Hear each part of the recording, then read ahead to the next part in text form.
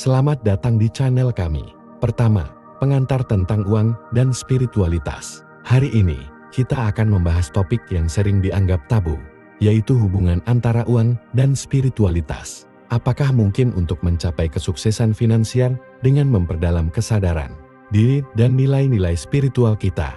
Ayo kita jelajahi bersama. Ketika kita mendengar kata uang dan spiritualitas dalam satu kalimat, banyak dari kita mungkin merasa ada kontradiksi. Seakan-akan uang adalah sesuatu yang materialistis dan spiritualitas adalah tentang melepaskan hal-hal duniawi. Tapi kenyataannya, kedua hal ini tidak harus bertentangan. Uang adalah bagian dari kehidupan fisik kita, sama seperti makanan, pakaian, atau tempat tinggal. Kita membutuhkannya untuk hidup. Namun, bagaimana kita mendekati uang dengan kesadaran spiritual bisa sangat mempengaruhi kehidupan kita, baik secara finansial maupun emosional. Kedua, energi uang dan diri Anda. Uang, sama seperti segala sesuatu di alam semesta, adalah energi. Dan yang lebih penting, hubungan kita dengan uang juga tentang energi-energi dari pikiran, perasaan, dan keyakinan kita. Misalnya, pernahkah Anda merasa khawatir tentang uang? Merasa tidak akan pernah cukup? Ketakutan ini adalah bentuk energi negatif yang dapat menghalangi aliran uang ke dalam hidup kita. Di sisi lain, jika kita merasa berlimpah dan bersyukur atas apa yang kita miliki, kita akan lebih mudah menarik lebih banyak kekayaan. Kesadaran diri adalah tentang memahami hubungan batin kita dengan uang.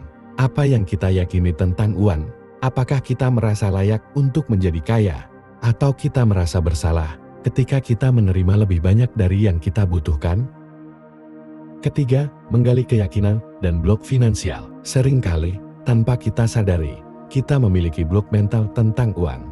Keyakinan ini bisa berasal dari masa kecil kita, keluarga, atau bahkan masyarakat sekitar. Mungkin kita pernah mendengar kalimat seperti, "Uang adalah akar segala kejahatan," atau "orang kaya itu tamak." Keyakinan semacam ini bisa sangat memengaruhi cara kita memperlakukan uang. Jika kita meyakini bahwa uang itu buruk atau akan membuat kita serakah, secara tidak sadar kita mungkin akan menjauhkan uang dari hidup kita. Langkah pertama untuk menyelaraskan diri dengan keberlimpahan adalah menggali dan menantang keyakinan negatif ini. Apakah benar uang adalah sumber kejahatan? Atau apakah uang sebenarnya adalah alat yang bisa kita gunakan untuk kebaikan? Keempat, transformasi melalui syukur dan kesadaran.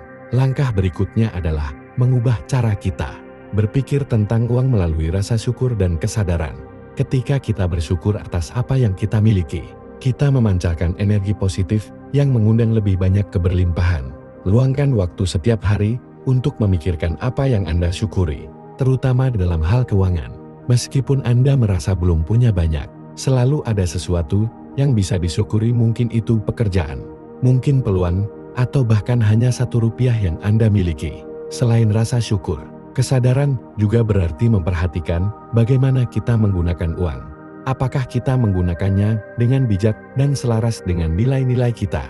Atau kita merasa cemas setiap kali mengeluarkan uang? Ini adalah bagian dari perjalanan spiritual kita dengan uang. Kelima, spiritualitas dalam pengelolaan uang. Spiritualitas tidak hanya tentang meditasi atau berdoa. Spiritualitas juga berarti hidup dengan penuh kesadaran, termasuk dalam hal pengelolaan keuangan. Salah satu cara untuk mengelola uang dengan cara yang selaras secara spiritual adalah dengan memiliki niat yang jelas tentang bagaimana kita ingin menggunakan uang. Apakah kita ingin membantu orang lain, membangun bisnis yang membawa manfaat, atau hanya hidup dengan lebih nyaman tanpa mengorbankan integritas kita? Gunakan uang sebagai alat untuk mencapai tujuan yang lebih besar. Ketika Anda menggunakan uang untuk hal-hal yang selaras dengan hati dan tujuan spiritual Anda, uang akan mengalir dengan lebih mudah. Anda tidak perlu merasa bersalah untuk mencapai kesuksesan finansial jika itu digunakan untuk hal-hal baik. Pada akhirnya, hubungan antara kesadaran diri, spiritualitas, dan uang adalah tentang keseimbangan. Kita bisa memiliki tujuan finansial yang kuat dan tetap hidup dalam kesadaran spiritual. Kuncinya adalah tidak terikat pada uang sebagai satu-satunya sumber kebahagiaan, tetapi melihatnya sebagai alat untuk mendukung pertumbuhan kita baik secara pribadi maupun spiritual. Ingat, uang adalah energi, Dan bagaimana kita berinteraksi dengan energi itu tergantung pada kesadaran kita.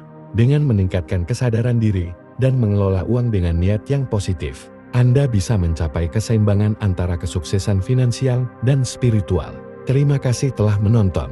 Jika Anda menemukan video ini bermanfaat, jangan lupa untuk like ya, share, dan subscribe untuk lebih banyak konten tentang spiritualitas, pengembangan diri, dan kesuksesan finansial. Sampai jumpa di video berikutnya.